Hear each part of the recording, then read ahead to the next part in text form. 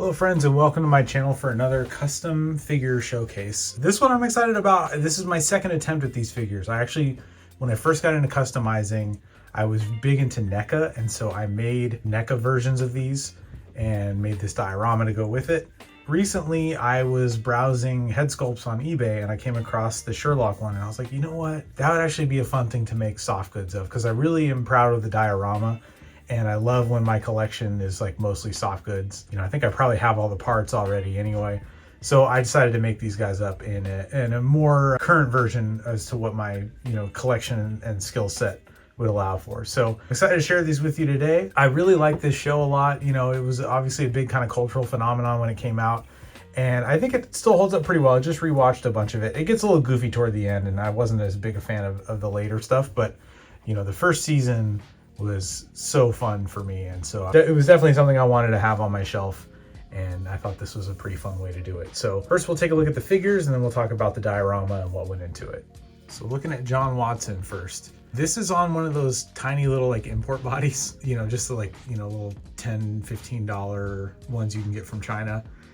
It worked well because I needed someone who was a little bit slighter in stature compared to Sherlock, obviously, so this worked out great. It's the Marvel Legends head. I can't remember the name of his character in Black Panther and stuff, but I did repaint the eyes and I did my kind of like skin tone tricks to it. You don't see it super well on here because it's kind of blown out by the light. And then the shirt you probably recognize if you're a Mezco collector. That's just a Mezco Joker shirt. I got a bunch of KO Jokers for their suits and stuff, and so that's one of those. And then the jacket is from GPS Lot. It's one of their like little military jackets. The jeans I had, I don't know, I think they came in a lot of some other clothing I bought. And the shoes, likewise, I'm not sure what these are from. I believe they are Mezco, but I don't know what they're from. Maybe like one of their Dawn of the Dead zombies or something. I got them in a fodder lot as well. And then the hands are, I believe, from Noda, like a Noda body.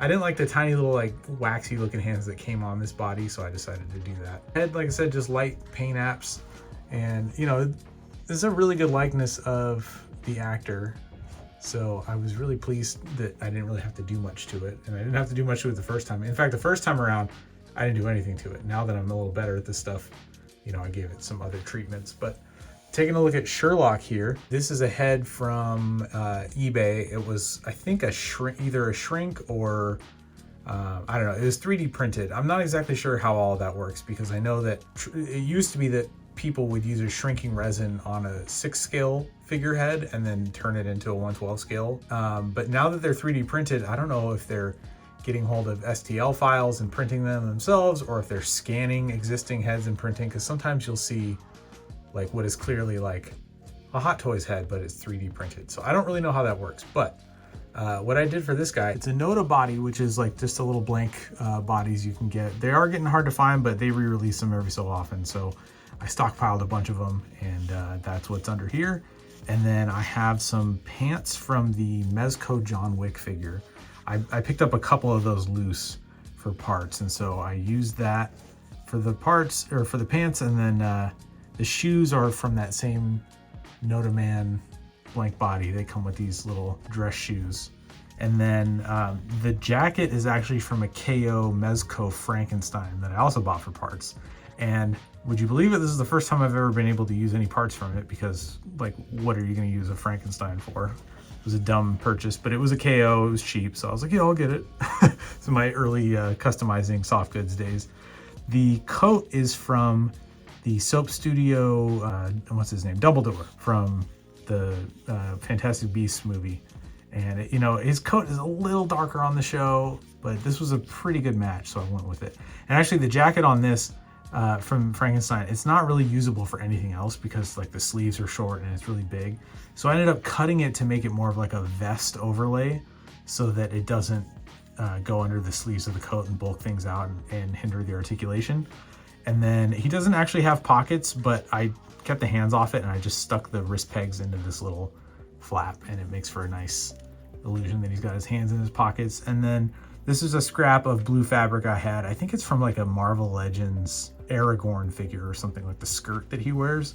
and I had it in a fodder bin, so I was like, I finally have something to use that for. And then, yeah, I painted up the head with my general painting technique, and I'm very pleased with this little duo here. I think they look really great next to each other.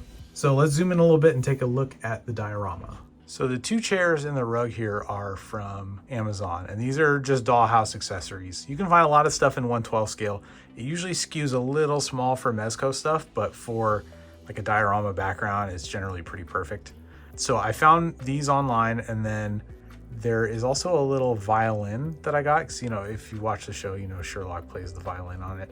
I got these at Michael's Crafts in their little miniature section. So that's just kind of a fun little detail. And for the diorama itself, this wall piece is made of balsa wood. So let me turn it around so you can see the back of it here. And actually the little books and stuff are loose on there, so it might tip over. But a piece of balsa wood, or maybe basswood, from an art supply store. And then the fireplace is actually just a little blank jewelry box that you can get. And then I adhered this wallpaper to it. This is actually for scrapbooking, and it was the closest thing I could find to the kind of wall pattern that they have on the show. So I used that for the wall, and then all of these little books and this mirror are from Michael's Crafts, just in their little miniature section. Like, they have a little area for dollhouses and stuff, and you can find a lot of cool little things there. Not a ton, but some. And then the fireplace I built also out of balsa wood, or the mantle rather, and then painted it to be the right colors. And the tiles are actually other little pieces of wood that I cut little squares out of and then painted to kind of match what they look like in the show. And then, yeah, I just tried to kind of like match the general vibe. I got this little skull off of eBay, I think. That was actually a little hard to find, like a little 1/12 scale skull, but I ended up finding something I was pretty happy with. And then the last little piece here is this little kind of like shadow box of like taxidermied animals and stuff. I think this was actually what they had, like a photo of what they have on the set, if I recall correctly. I made this several years ago, but basically I just took it and I cut a little balsa wood frame up and, you know, painted it and glued it together. And then I used some action figure packaging to give it like the effect of having glass on it. And then I printed out this little image and I put it between two pieces of action figure packaging to make it look like it's behind glass. And then that just sits on the mantle. When you put it all together, you have a pretty nice little Sherlock set. You know, I think today my instinct would have been to make their front stoop, because it's like the iconic 221B Baker Street. But I think it's much more rare to see a diorama of something like this. And so I'm happy to have this, and I think it's a kind of a fun, you know, it's the only like interior I have as far as dioramas go that isn't like a bat cave. So it's the only thing of its kind in my collection. So I think it's fun to have. So there we have it, my custom Sherlock and Watson from the BBC Sherlock series. You know, not super complicated, not a long video for this one, because it's, you know, pretty straightforward, but it's a fun thing in my collection that's kind of left of center. And I don't know that anyone else has ever really made little 1/12 scale Sherlock and John Watson. So I think it's something unique. Yeah, it can't all be Batman and, you know, action guys and stuff. Like, it's fun to have this kind of thing as well. So now, if you like mysteries, you might enjoy my graphic novel Retroactive. It's kind of a cross between Groundhog Day and James Bond. It's about an agent who works for a time travel enforcement agency, and they're essentially the CIA of time travel, and there are some anomalies in the timeline that are popping up, and he has to figure out who or what they are and what they want.